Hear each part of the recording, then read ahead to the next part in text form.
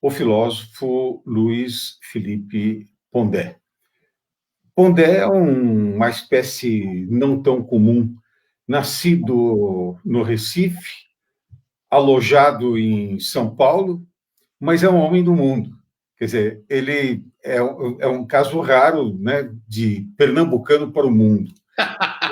Tem um Nelson também, mas... Eu perguntei para ele como que ele está sentindo o período de recessão de passeios, né, e de viagens. Ele disse que sim, está sentindo muito, porque está com saudade de avião.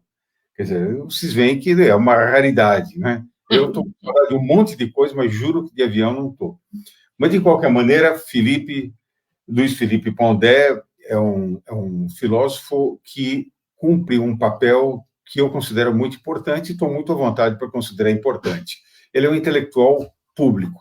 O que é o intelectual público? É aquele que, além de fazer o seu trabalho acadêmico com qualidade, sem o que não teria sentido ser um intelectual público, porque aí ele seria público e não seria intelectual, não é? Mas, além de ser um homem que cumpre o seu papel dentro da universidade, tem uma produção original de saber, ele acha que é muito importante entrar em contato com um grupo mais amplo de pessoas do que aquele que ele encontra na própria universidade. Dialogar com a sociedade. E, nesse diálogo com a sociedade, nós conversamos um dia e sugeri a ele que escrevesse um livro sobre o cotidiano, um livro de filosofia, mas que trabalhasse com o cotidiano. Luiz Felipe escreveu esse belíssimo livro, que é Filosofia do Cotidiano, e com um subtítulo provocador, como ele próprio é. Um tratado sobre questões menores. Eu que fui aluno do Rui Afonso da Costa Nunes em filosofia, e o Rui Afonso da Costa Nunes dizia que filosofia não tem questões menores, que todas as questões filosóficas são importantes, me resta, evidentemente, jogar ao Pondé a pergunta: Pondé, a filosofia pode ter questões menores? E que questões são essas? Bom, boa tarde, Jaime, boa tarde a todos. É um prazer, convite da Contexto, para a gente poder conversar um pouquinho. Então, tratado sobre questões menores, o título é provocativo mesmo, e eu explico no livro. É claro que a filosofia tem uma história, e essa história trata de grandes questões. Sentido da vida, a relação entre linguagem e coisa, como a gente fala em filosofia, se existe ou não verdade absoluta, né? Por exemplo, é uma questão constante em relação à própria filosofia da história, se existe o bem e o mal, como é a vida após a morte. Você tem aí uma gama de questões, qual é o melhor regime político, e esse livro, como a própria coleção indica, ele pretende lidar com questões cotidianas, do dia a dia. E aí eu me refiro a questões menores, no sentido que são questões que normalmente não se faz na filosofia. Por exemplo, dando exemplo já do próprio livro, é melhor tomar café da manhã acompanhado ou sozinho? É melhor ter filhos ou pets? No futuro, a gente vai conseguir ter uma sociedade onde todo mundo tenha trabalho, ou você vai ser, sei lá, cada vez mais preguiçoso? O que é a felicidade? Apesar de que isso é normalmente uma grande questão na filosofia, hoje ela é compreendida muito em relação ao indivíduo. Cada um teria a sua própria concepção de felicidade, coisas assim. A comida é algo que deve ser objeto de reflexão. Então, aí tem uma série de questões pequenas que o menor significa justamente uma ironia, porque, sei lá, a gente não vê normalmente Descartes ou Platão tratando de questões como se é melhor ir à padoca tomar café sozinho ou se é melhor estar sempre acompanhado. Agora, na abertura do livro, eu esclareço que, como é filosofia, então a gente sempre trabalha com a noção de despertar. Isso é um tema muito comum na filosofia. Seja no mito da caverna do Platão, em que o filósofo é um desperto, seja no gnosticismo cristão, em que o gnóstico cristão é alguém que desperta para Arapuca, que é o mundo, né? Então, eu vou aí tratando de algumas concepções do que significa despertar. E, por último, uma que eu também trabalho é a noção de despertar cético, ou seja, aprender a duvidar daquilo que parece óbvio. Tem questões que, assim, parecem ao leigo filosóficas, né? Mesmo não sendo alguma das questões, das grandes questões da filosofia. Mas tem algumas questões que você coloca no livro que permite ao leitor perguntar, puxa vida, eu devo levantar logo da cama, não devo? Como que eu devo fazer? Eu tenho o direito de acordar mais tarde ou não? Né? Durante a pandemia, por exemplo, você não trata disso, mas está implícito, né? Durante a pandemia, eu posso fazer um horário totalmente diferente.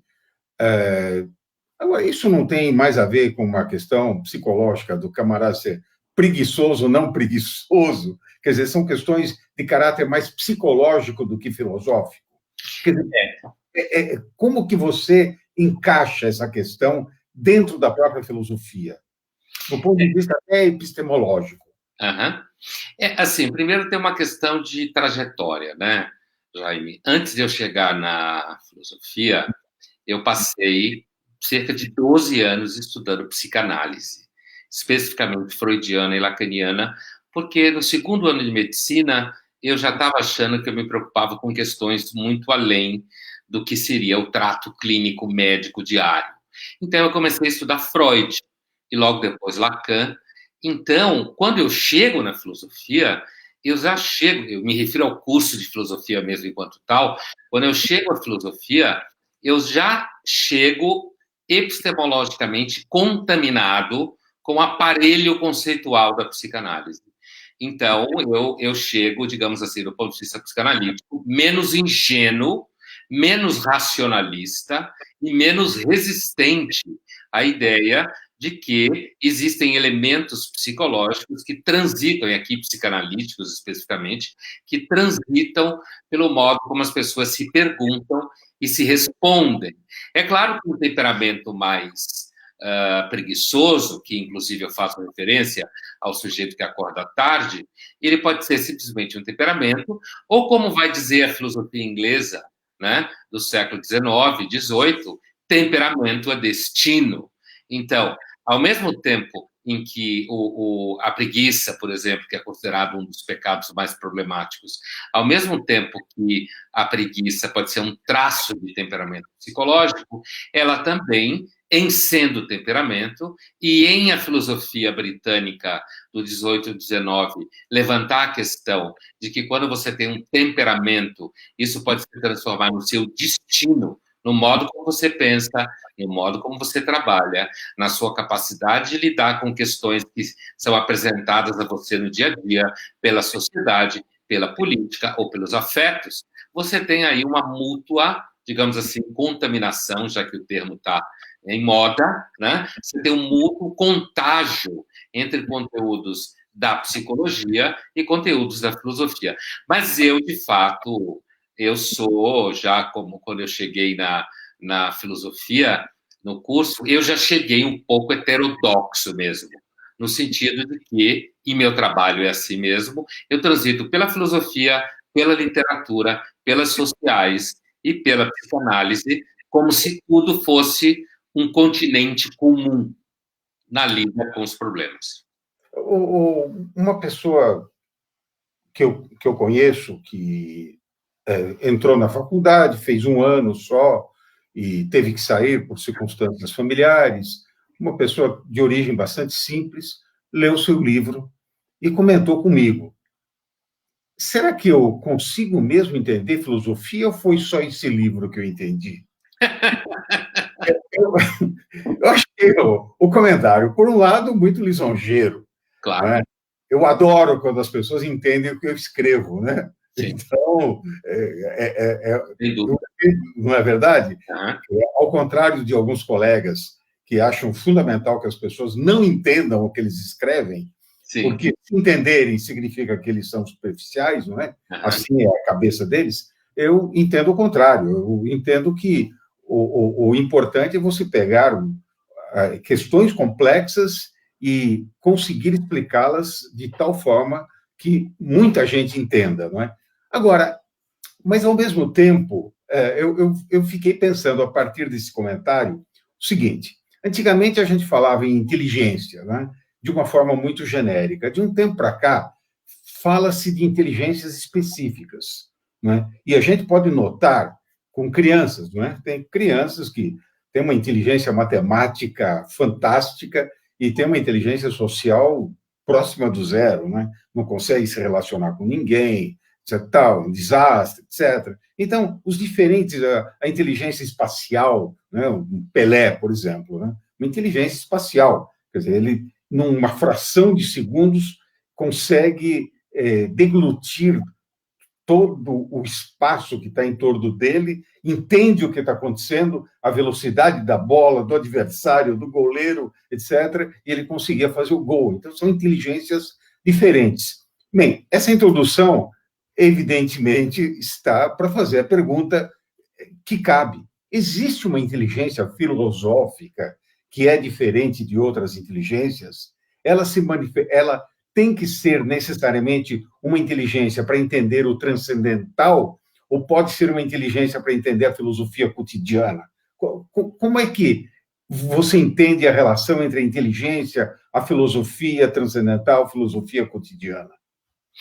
Olha, eu começaria respondendo pelo início do comentário do leitor, que é o seguinte: na prática, e eu tenho uma percepção da filosofia que passa muito pela concepção ética do Aristóteles. Eu sempre tento entender as coisas como uma arte da prática. O Aristóteles fala que a ética é uma ciência da prática. Eu, normalmente, tenho uma vocação à filosofia como uma filosofia da prática.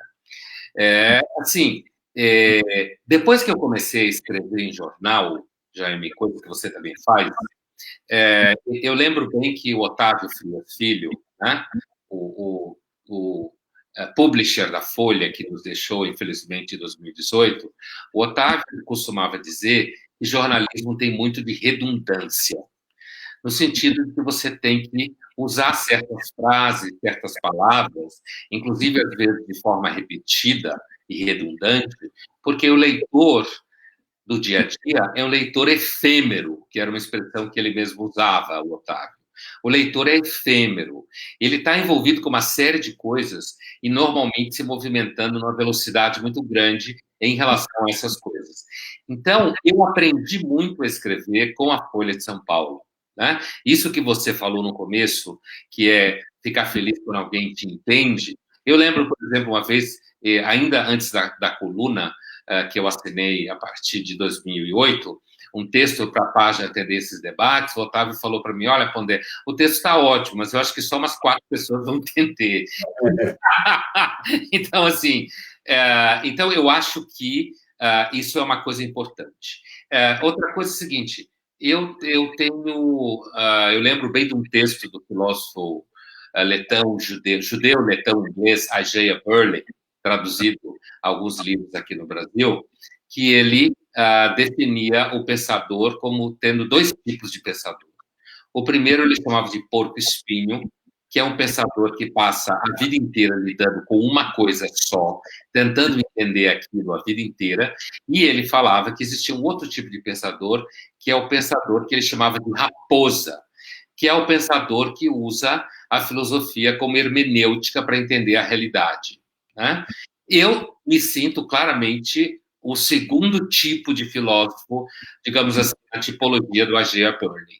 E eu ouvi um comentário semelhante a esse quando eu ainda estava na faculdade, de uma outra professora que eu tive, a Scarlett Marton, professora de Nietzsche, grande professora, em que ela me falou que eu tinha um estilo, isso ainda aluno de graduação, que eu tinha um estilo que provavelmente eu usaria a filosofia como ferramenta para entender a realidade e não a filosofia como ferramenta para entender a si mesma, né? Que é um comentário que lembra, de certa forma, a tipologia do A.G. Berlin.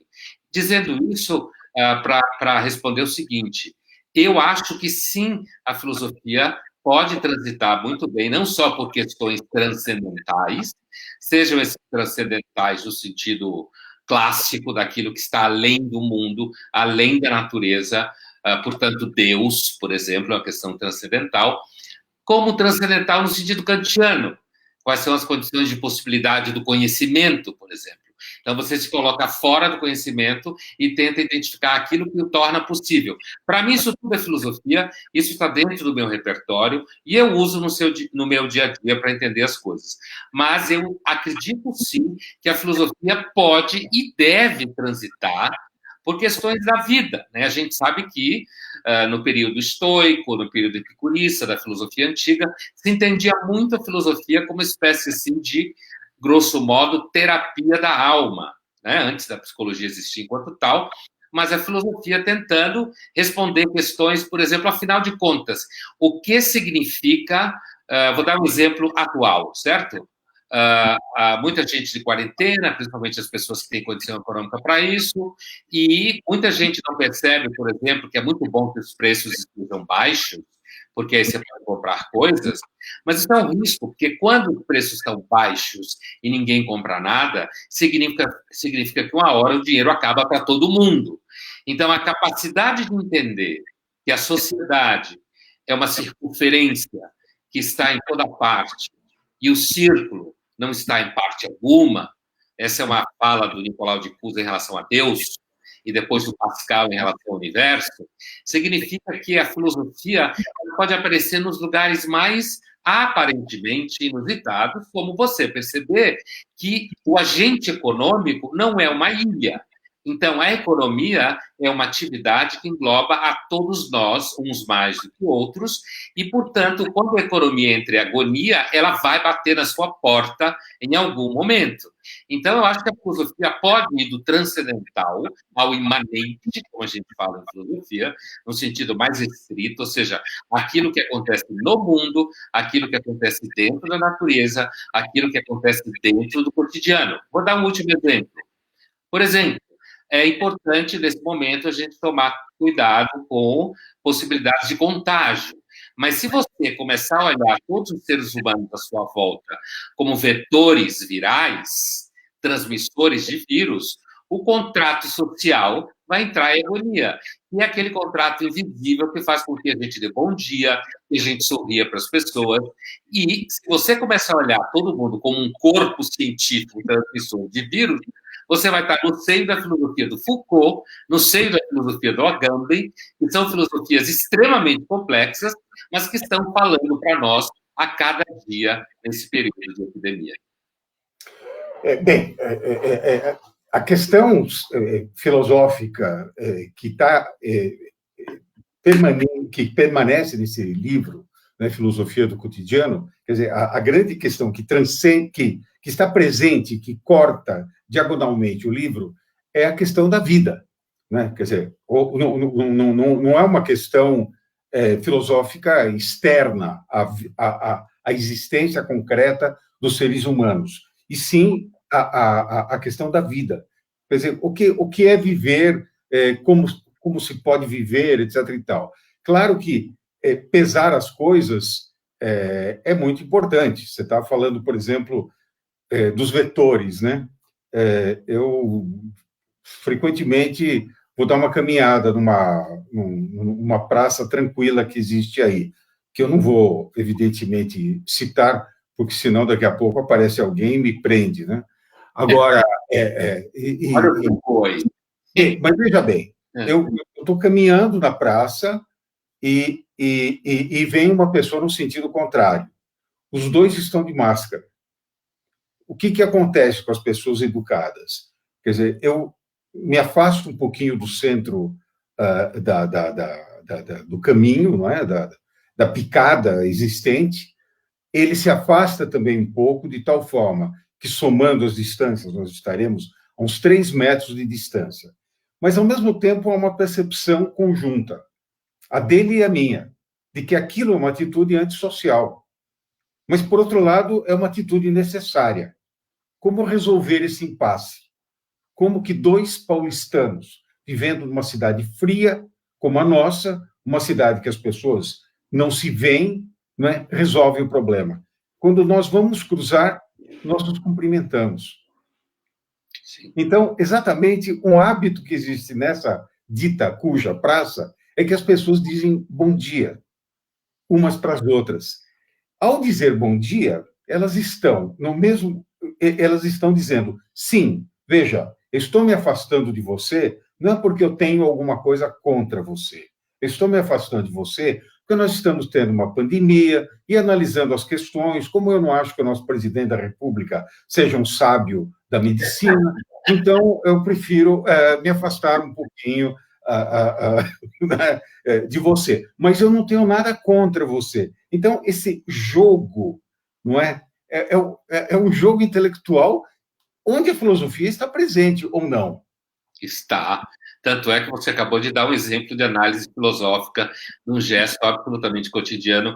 Enquanto você começou a descrever a situação, eu pensei exatamente o que você falou, né? Assim, quando você encontra com pessoas, eu também costumo andar aqui no bairro, que é um bairro bastante cheio de árvores e casas e tal, acontece exatamente a mesma coisa que você está falando. Né? As pessoas se afastam um pouco, sorriem uma para a outra. Agora que o hábito de máscara está pegando, então você não consegue ver a pessoa sorrir, mas você dá bom dia. E é claramente que uma pessoa que não dá bom dia numa situação como essa, além de parecer mal educada, piora o contrato social e piora o cotidiano. Porque um bom dia, assim como é quando a gente puder voltar um aperto de mão, e o aperto de mão é visto como uma espécie de ato de confiança, né?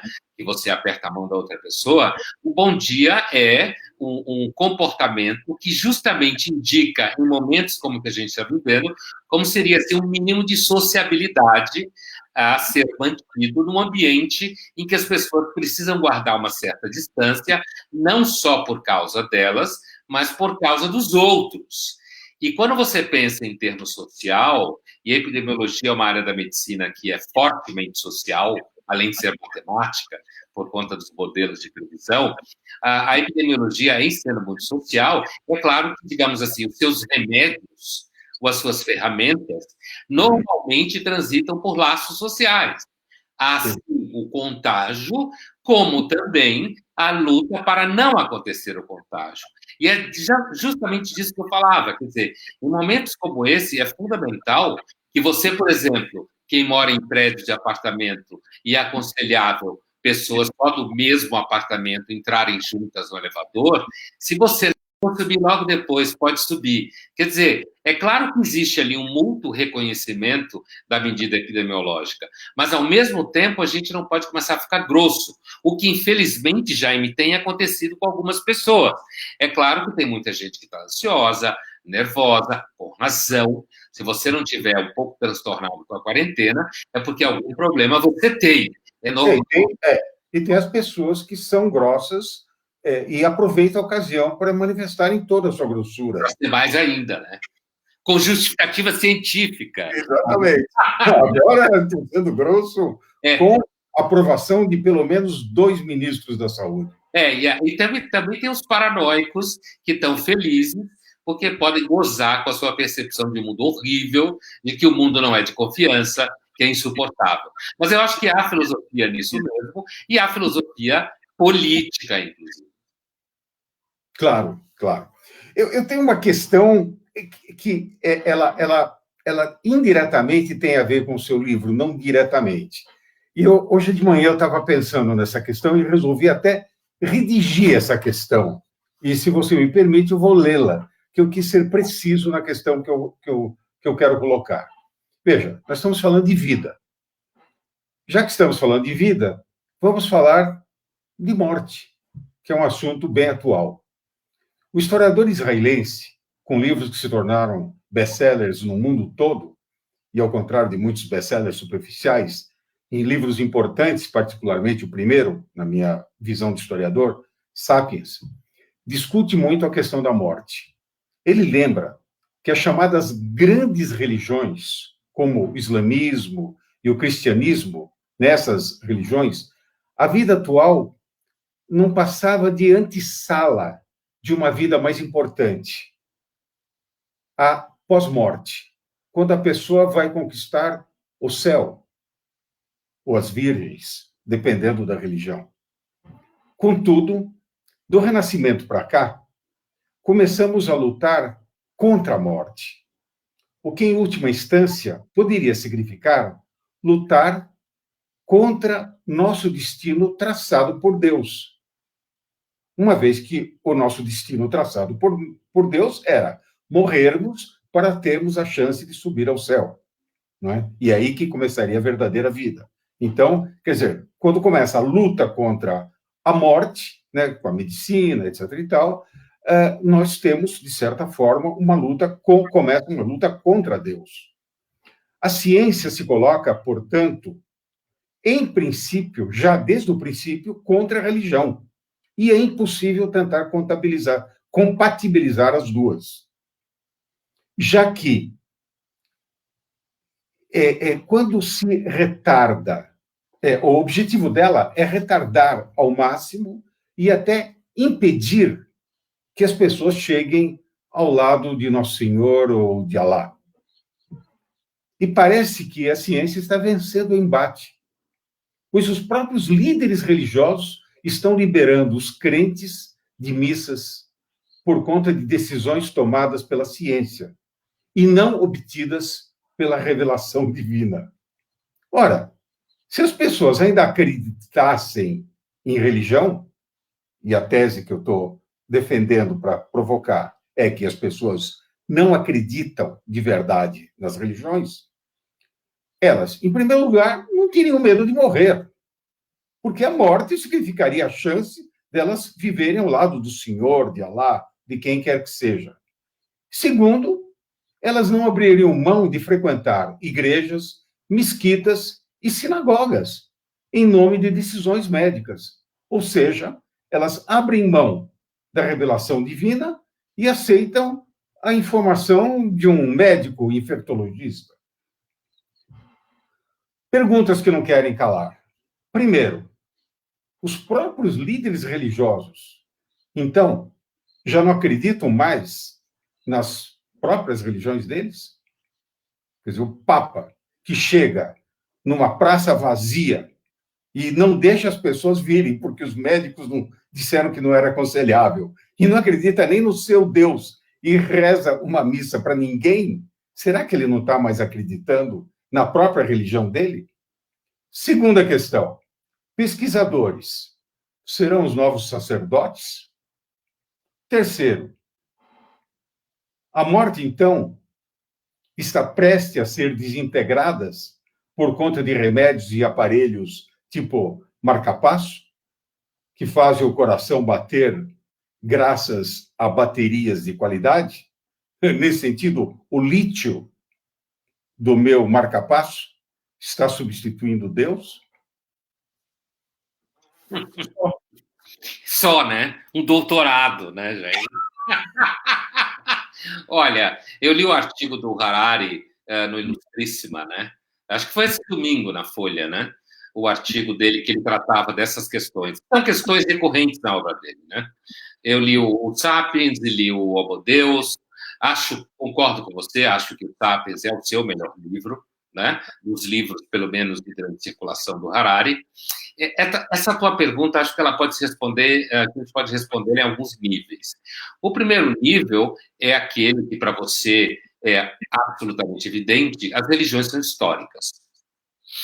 E se elas são seres históricos, elas são, portanto, elas são passíveis de processos de encarnação distintos ao longo da história, né?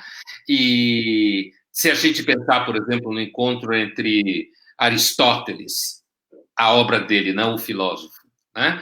A obra dele, o Islã, na Idade Média Espanhola, a obra dele e o cristianismo, né? Na Europa do Norte, digamos, seja por Alberto Magno, em Colônia, seja pelo próprio Tomás de Aquino, mais famoso de todos, na Universidade de Paris. Quer dizer, ali já havia uma discussão da relação entre verdade da fé e verdade da razão. Estou dando esse exemplo para mostrar que o que o Harari está levantando é uma questão filosófica, histórica, bastante ampla, que pode ser resolvida no âmbito simples ou resolvida no âmbito mais complexo. No âmbito mais complexo, na Idade Média, você tinha, por exemplo, representantes do diálogo aristotélico com o cristianismo do tipo do Tomás, que negava a existência da dupla verdade, como era chamada na época, ou seja, a verdade da fé e da revelação, ou da igreja, no sentido institucional, e a verdade da filosofia, no caso principalmente do Aristóteles, ou você tinha indivíduos como Tiger de Brabant, grande aristotélico, né, de Paris, que era médico e filósofo da família de Brabant, uma família muito poderosa da fronteira entre França e o que a gente chamou de Bélgica, né, e afirmava, no começo da sua obra, que havia sim, duas verdades: a verdade da fé e a verdade da razão. É claro que essa posição foi uma posição derrotada naquele momento, e a tradição agostiniana de que se Deus é um e criou uma criação única, verdade e fé em algum momento se encontram, e, portanto, não existem duas verdades. O que podem existir são dois trajetos distintos que, em algum momento, devem falar acerca da mesma coisa. Uma vez que você tira Deus da equação, você pode ficar na mão com a religião simplesmente como fenômeno histórico, e ela, portanto, pode ir assimilando mudanças, inclusive do ponto de vista da demanda dos crentes, certo? Um crente do ano 1000 não é igual ao crente do ano 2020. O crente do ano 2020 tem aí um acúmulo de processos históricos de conhecimento estabelecido, estabilizado, e, portanto, ele tem uma demanda diferente de um crente do ano 1000. Né? Então, essa discussão sobre o diálogo entre religião e fé, ou religião e ciência, é uma discussão, do meu ponto de vista, a mim pessoalmente, ela é uma questão que a mim não causa nenhum problema. Porque eu acho que existem problemas hoje mais graves, que são política e ciência. Eu acho um tema bastante importante, inclusive para o momento atual que a gente está vivendo. A ciência na política normalmente tende a ter uma vocação um tanto autoritária, mas esse problema específico que coloca o Harari, ele pode ser compreendido na chave do processo secular, que a gente tanto conhece. O que é o processo secular? É o processo em que a sociedade ela vai se, de certa forma, acostumando a entender que existem duas grandes ferramentas para organizar a vida: ciência e técnica, por um lado, e gestão, Estado de Direito, por outro. Então, grosso modo, existe o médico e o juiz, certo? E são duas formas de você resolver problemas, e não só você ficar esperando que as coisas venham de Deus. Do ponto de vista do próprio judaísmo, a ideia de que a gente vai aos poucos compreendendo as coisas e pensando no judaísmo, ser inteligente é quase uma mitzvah, quase um mandamento, porque Deus é inteligente e nós também devemos procurar ser inteligentes. Então, o processo de ganho da inteligência significa transformações. Então, eu entendo assim, eu acho que aqui no Brasil, inclusive, teve essa discussão, pastores, padres, rabinos, sheiks que começaram a fazer eventos religiosos à distância, demonstraram cuidado com o seu rebanho, grosso modo, no sentido pastoral, com o seu rebanho. Aqueles que não o fizeram demonstraram uma delinquência com o seu rebanho. Porque, a rigor, Jaime, a existência de vírus não prova que Deus não existe, de forma nenhuma, porque Deus não é uma variável de controle epistemológico. Você não tem como provar que Deus existe ou não, certo? Então, eu fecharia essa questão assim. Eu acho que o que o Harari levanta é uma observação histórica de transformação, de surgimento da ciência como, digamos, uma ciência primeira, como dizia Aristóteles acerca da ontologia, mas eu não acredito que, de forma nenhuma, isso acabe com a religião.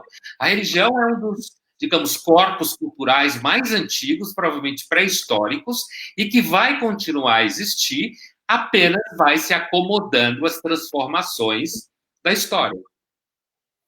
Bem, agradeço as suas observações. Agora, várias pessoas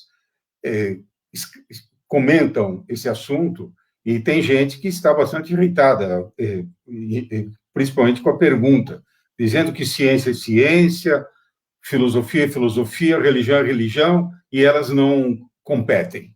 Então, eu quero deixar registrada a opinião de várias pessoas que colocam claramente a sua posição nesse viés. Por outro lado, a coisa continua se mantendo do jeito que está. Quer dizer, eu fico imaginando alguns séculos atrás um Papa esvaziando a Praça de São Pedro porque os médicos acharam aconselhável, né? Seria, assim, impensável uma coisa dessas. Eu acho que a atitude do Papa foi bastante pastoral, bastante responsável, bastante inteligente, bastante espiritual. A própria imagem sozinho ali já foi espiritual. Eu acho que a posição dele, olhando do meu ponto de vista puramente pessoal, eu acho que ele agiu da forma mais coerente, mais adequada para um momento desses. Agora, quanto à espiritualidade dele, não me compete analisar, uma vez que eu não tenho uma ligação específica com a religião, que é a religião dele, né? Então, não posso avaliar esse tipo de coisa. E tem um amigo cínico que vai além dessas coisas. Ele diz assim, na verdade, as pessoas não acreditam de verdade em Deus, as pessoas em geral, porque se as pessoas de fato acreditassem, elas não lamentariam tanto as mortes que ocorrem no dia a dia, não somente as mortes numa situação dramática, mas as mortes do dia a dia, uma vez que existem, sabidamente, grupos sociais que não lamentam a morte, uma vez que acreditam que na pós-morte a pessoa vai ter uma vida melhor. Então, o que ele alega que os representantes das grandes religiões, os seguidores das grandes religiões, hoje em dia, de fato, não estão mais acreditando nos princípios básicos dessas religiões. É que a vida começa depois da morte, porque se acreditassem nisso, não ficariam tão desesperados com a morte de entes queridos. E, sabe, Jaime, eu acho que esse argumento do Harari, que eu conheço esse argumento, acho que o argumento falta um pouco de sutileza teológica no argumento. A teologia é uma parte da cultura extremamente sofisticada, né? Eu me refiro aqui à teologia abraâmica, judaica, cristã e islâmica, né? Que é a que eu conheço. Mas eu tenho certeza que as orientais também o são. A teologia é um campo da ciência extremamente sofisticado. Porque a teologia, por exemplo, tem que justificar como, sendo Deus não mau, como ele pode ter um mundo que não é tão bom.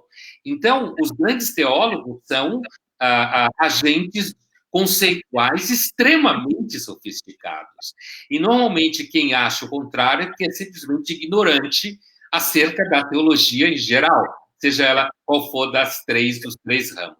É claro que tem autores absurdos que falam que são fundamentalistas, radicais. Não existe perfeição em lugar nenhum. Mas eu acho que o argumento do Harari nesse sentido, eu não diria que as pessoas estão deixando de acreditar na religião. Eu acho que as pessoas acreditam de uma forma nuançada no seu dia a dia, né? Dependendo da época em que vive, dependendo da época da sua vida, dependendo do seu próprio temperamento, como você falava antes, da psicologia, essa crença pode ser mais profunda, mais contínua, mais contingenciada no dia a dia, mais inconstante. Mas eu não diria que porque as pessoas procuram médicos que elas seguramente deixaram a religião. Com certeza, a maior parte das pessoas, religiosas ou não, procuram médicos quando ficam doentes. Esse é o processo de secularização. Mas as religiões são sistemas de sentido.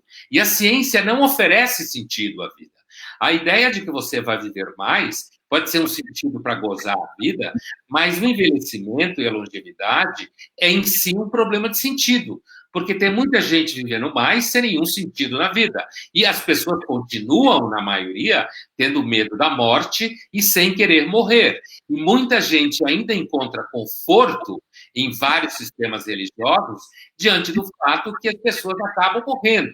Quanto à ideia que você citava de alguns seguidores que estão acompanhando nossa conversa aqui, e eu agradeço a eles, assim, que religião é religião, ciência é ciência, filosofia é filosofia, essa é uma versão empobrecida do que eu dizia da Idade Média, que existiriam duas verdades. Uma filosófica e racional, a gente pode agregar a científica nesse ramo, e a outra religiosa, dependente da revelação, dependente da fé e do magistério, como se fala na Igreja Católica, das instituições religiosas. Eu acho que, do ponto de vista humano, essas verdades se misturam. Agora, é evidente que Deus não é testável em laboratório, assim como é evidente que a ciência não justifica a si mesma, porque a ciência pode ser uma ferramenta de enorme destruição, assim como pode ser uma ferramenta de enorme ajuda à vida. Então, eu, por temperamento, Jaime, não sou muito reducionista e não dou muita bola para essa necessidade de ficar separando as coisas. Eu sou mais etimologicamente promíscuo. Muito bem.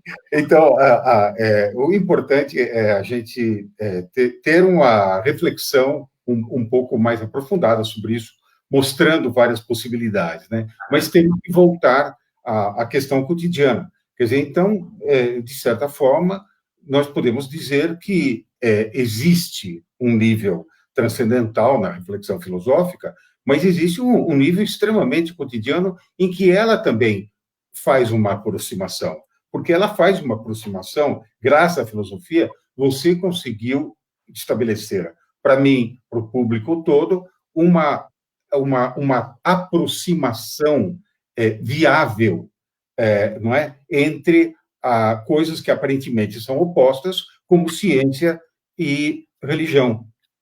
Sim. Quer dizer, a filosofia entra como elemento catalítico. Sim, como enzima. Quer dizer, ela permite, graças à reflexão filosófica, essa aproximação se torna viável.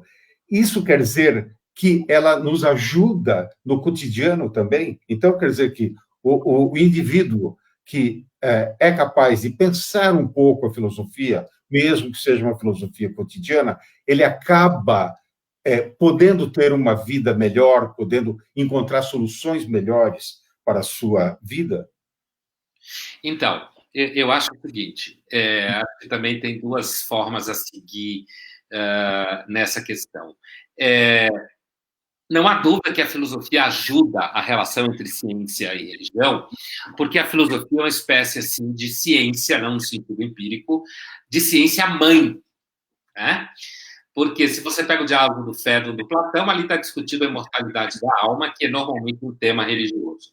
Se você pega o Teeteto do Platão, ali está uma discussão acerca do que ele chama de episteme, que vai ser traduzido como conhecimento absoluto, que, por sua vez, nos leva ao campo da filosofia conhecido como epistemologia, que é uma espécie de teoria da ciência, de discussão da ciência.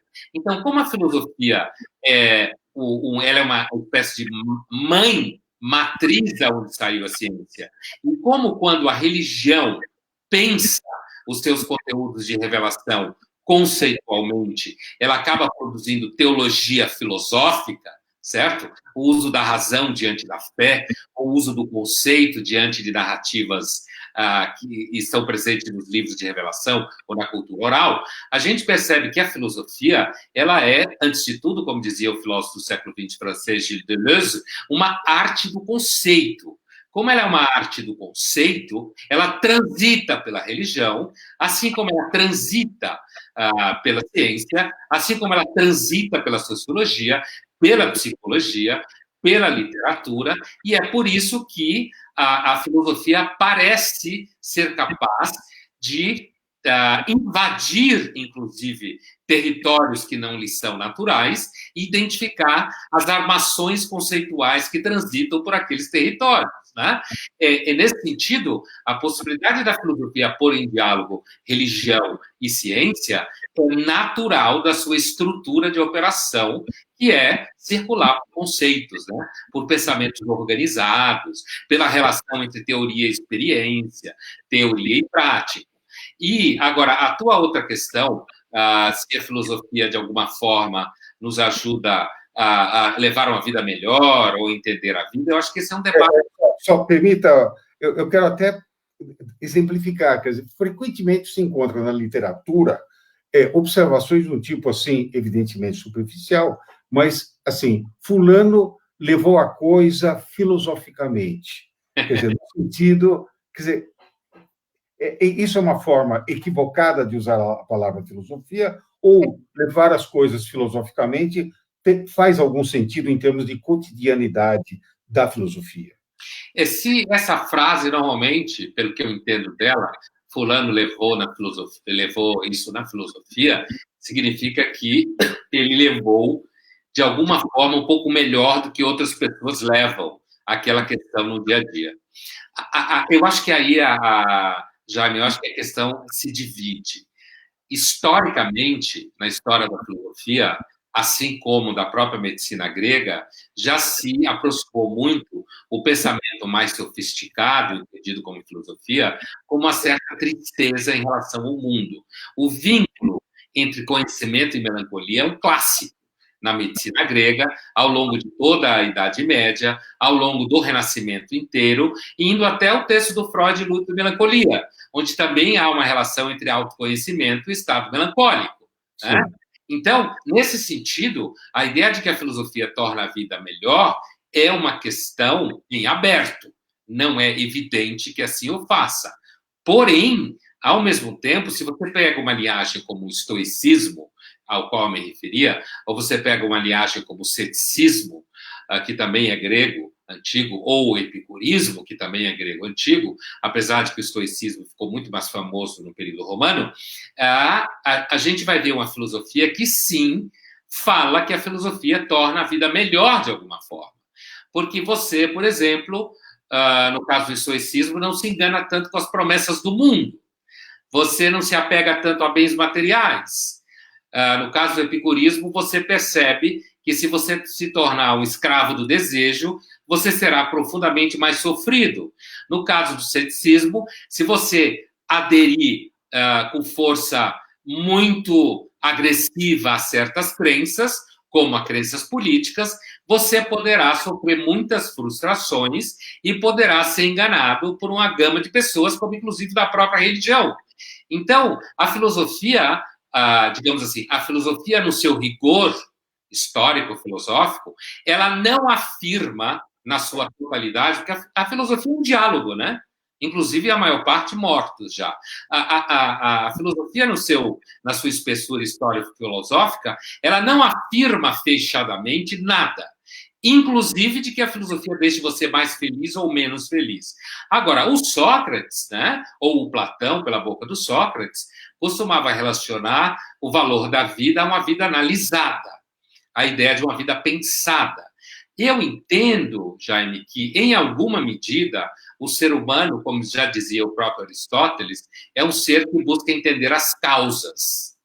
Normalmente, eu acredito que entender as causas ajuda a viver. Eu tendo a acreditar nisso. Conhecer as causas das coisas é um processo, grande parte natural, em grande parte de nós, e normalmente ajuda a entender as coisas. O que não significa a ideia de que deixará você feliz, assim como quando você vai à Disneylândia, ou à Disney World, ou quando você gasta muito dinheiro no shopping. Né? A concepção de felicidade de um estoico, de um epicurista ou de um cético, não necessariamente converge com a concepção de felicidade compreendida como a realização plena do desejo, que é muito a nossa concepção contemporânea. Então, eu acho que a filosofia costuma ajudar, sim, eu acredito nisso, tornando a vida um pouco mais espantosa, menos banal e mais interessante. Muito bem. Deixa eu fazer duas ou três observações necessárias. Eu peço desculpa às pessoas que estão fazendo reflexões, muitas delas reflexões muito interessantes, pela própria dinâmica da conversa, a gente não consegue encaixar essas reflexões como perguntas. São observações muito interessantes. Evidentemente, esse material vai permanecer circulando durante muito tempo e as pessoas vão poder olhar, ver, analisar as reflexões feitas por vários dos participantes da live. Agora, duas observações de caráter pessoal. Em primeiro lugar, deixar bem claro, ao contrário do que uma pessoa escreveu aí, eu não estou debatendo com o Pondé, eu estou fazendo perguntas ao Pondé.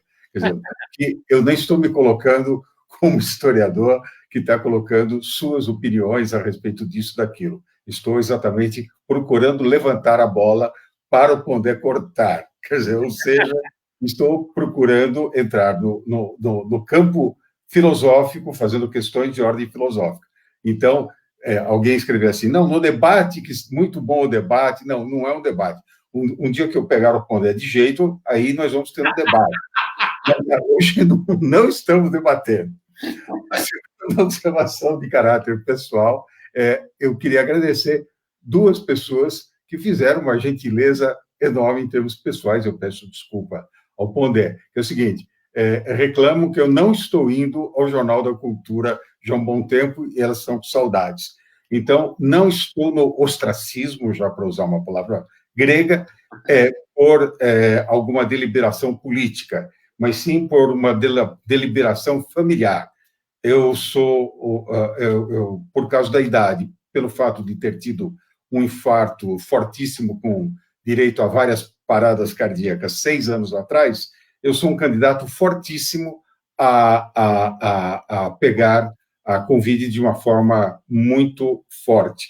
E como eu não acredito nas teorias médicas do presidente da República, então acabei aceitando as teorias médicas dos meus filhos e da minha mulher e permaneço quietinho na minha casa, não saio para quase nada, a não ser algumas caminhadas eventuais. Ponto. Terminado isso, eu queria colocar mais uma questão para o Pondé, peço desculpas a você por interromper o papo que está brilhante, interessantíssimo, e colocar, então, a seguinte questão, quase como uma questão final.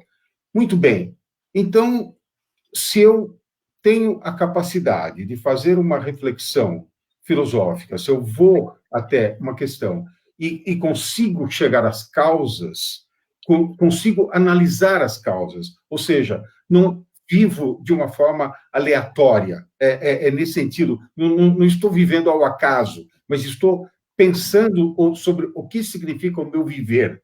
Eu tenho uma possibilidade de, das duas, uma, ou me afundar realmente numa miserabilidade total, porque a minha vida, pensando bem, é uma droga, então aí eu vou vendo, analisando as causas, etc., profundas, eu fico tremendamente abalado com isso, ou, por outro lado, eu vendo o próprio sentido da minha vida, ela ganha um sentido, e a filosofia, então, me ajuda a viver. Seria algo por aí?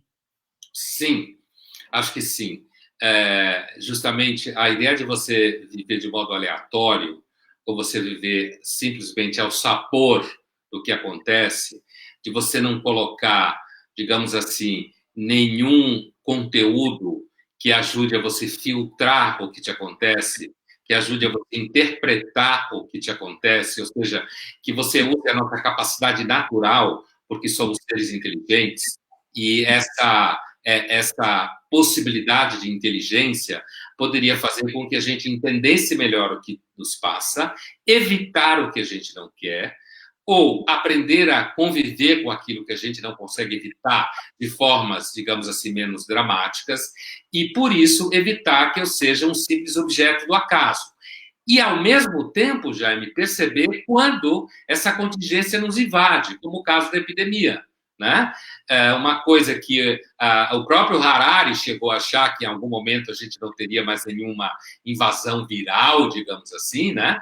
O próprio Byung-Chul Han, também, o coreano-alemão, afirmou de forma menos dramática, mas também transitou meio que por aí, a gente perceber que, às vezes, a vida está submetida a contingências. Por exemplo, eu tenho citado muito um trecho do Crime e Castigo, do Dostoiévski. Algumas pessoas até brincam que é impossível o Pondé fazer alguma conferência ou dar alguma aula sem citar o Dostoiévski, né? Porque é um autor que eu me debrucei e continuo me debruçando sobre a literatura russa e produzindo né, sobre a literatura russa do 19, especificamente, no Crime e Castigo, num dado momento, é dito a seguinte frase: no futuro, uma epidemia vindo das profundezas da Ásia matará muita gente na humanidade. Alguém pode achar que Dostoiévski era profeta, como muita gente achou que ele era, no final da vida, por outras razões. Mas aqui não há profetismo. Aqui há aquela característica do profeta que o Nelson Rodrigues dizia: o profeta é aquele que vê o óbvio.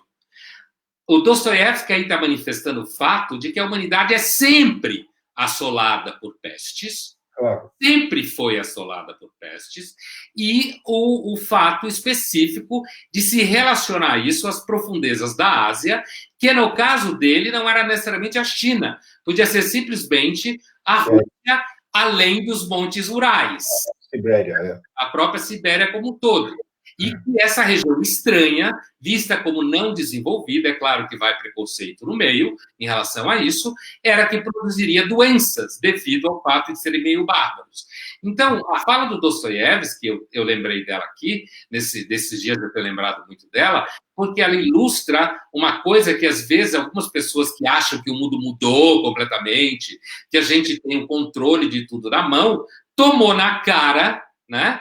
A gente poderia até dizer, no sentido judaico, levou um tabefe de Deus na cara, certo? Mostrando que a contingência continua aí, o caráter aleatório que se repete continuamente, nos atrapalha, reapareceu, e que, portanto, faz parte da vida analisada perceber que devemos buscar ilhas de não contingência, fazer da vida algo um pouco mais controlável e previsível para a nossa melhor condição de vida, mas que, ao mesmo tempo, existem elementos randômicos, como se fala na ciência, aleatórios que nos assolam. Muito bem, eu acho que é interessante. Hoje saiu uma matéria falando que um dos livros que está na lista dos 10 mais vendidos de não ficção se chama Pandemia, do infectologista Stefan Urivairi. Esse livro foi publicado em 2011 pela editora Contexto. Então, quando o Stefan trouxe esse livro para a editora Contexto, e a gente conversou bastante sobre ele e resolvemos publicar, ele fazia alguma coisa muito próxima de Dostoiévski. Ele diz, olha, vai haver, nós temos todas as condições para pandemias surgirem, as pessoas estão morando em cidades de uma forma mais aglomerada, o contato vai ser maior, hoje em dia não dá mais para existir uma pequena epidemia localizada, o mundo encurtou, etc. Então, pela lógica, o Stefan, que é um grande infectologista brasileiro, trabalha aqui em São Paulo, escreveu um belíssimo livro. O livro dele é brilhante, chama-se Pandemias. E, de repente, esse livro foi redescoberto, né? E hoje em dia é o livro, a notícia que saiu, ele está em 9º lugar entre os livros mais vendidos de não ficção. Quer dizer, realmente as pessoas fazendo uma análise, né, chegam a essa conclusão. E com relação a Dostoiévski, tem um comentário de caráter histórico que eu acho que vale a pena. Quando Dostoiévski fala de Oriente, né, de Ásia, ele está falando de Sibéria, mas ele está falando também da Mongólia. Não pode se esquecer que os mongóis dominaram a Rússia, né, durante 2 séculos, né? Então foi uma coisa muito importante. E com relação aos mongóis, a relação dos russos no século XIX, principalmente final do século XIX, era contraditório. Tinha os pró-mongóis e os contra-mongóis. Os pró-mongóis buscavam a música dos mongóis, buscavam a cultura dos mongóis, e tinha os europeus. Dostoiévski, Tchaikovsky, por exemplo, faziam parte dos europeus. Então, quem era europeu, entre aspas, então criticava o fato dos mongóis, ou seja, dos chineses, trazerem essa epidemia ou essa pandemia. Você vê que hoje em dia tem gente criticando a China também por ter trazido essa pandemia para o mundo ocidental. Bem, eu acho que nós já temos 1 hora de conversa. Se você quiser complementar com alguma coisa, por favor, fique inteiramente à vontade. Olha, o complemento que eu faria é o seguinte: acho que o trabalho, tanto que eu faço, como outros colegas, como o próprio amigo e colega Karnal, que também publica pela Contexto, como eu, entre outras editoras, eu acho que esse trabalho hoje, na pandemia aqui no Brasil, cresceu bastante, porque a filosofia, no caso do Karnal, a história, mas também a filosofia, porque ele também é formado em filosofia, assim como o Mário Sérgio Cortella, que somos nós três que já escrevemos livros juntos e tal. Eu acho que esse trabalho, como representante de outros autores que vêm fazendo um trabalho de intelectual público, é um trabalho que ajuda muita gente a lidar com o dia a dia, a entender, tentar entender o que está acontecendo, assim como fazer uma espécie de tradução daquilo que às vezes pode parecer absolutamente hermético para uma linguagem nossa do dia a dia, e eu acredito que isso demonstra também uma certa maturidade editorial no país, que é conseguir dar espaço para livros que não são livros só acadêmicos, que têm a sua função, mas nem tampouco são livros que barateiam a vida das pessoas como livros meramente de autoajuda. Então, acho que isso eu fico muito feliz que a Contexto me convidou para escrever esse livro, e outros virão, e de que exista esse espaço para a gente conseguir dialogar com os leitores e com os seguidores. Muito obrigado, foi um prazer. Eu é que agradeço em nome da editora Contexto e lembro a todos que o livro Filosofia do Cotidiano, principalmente nessa época difícil, que a editora está fisicamente fechada, etc. e tal, o livro encontra-se à disposição dos interessados na Amazon, tanto no seu formato digital como no seu formato físico, em papel. Lembro também às pessoas interessadas que o próximo Café Contexto vai ser na quinta-feira com o professor José Luiz Fiorin, quer dizer, uma das grandes cabeças da área da linguística brasileira. Fiorin aceitou ter esse bate-papo e estão todos convidados para essa ocasião. Um abraço a todos e obrigado. Muito obrigado.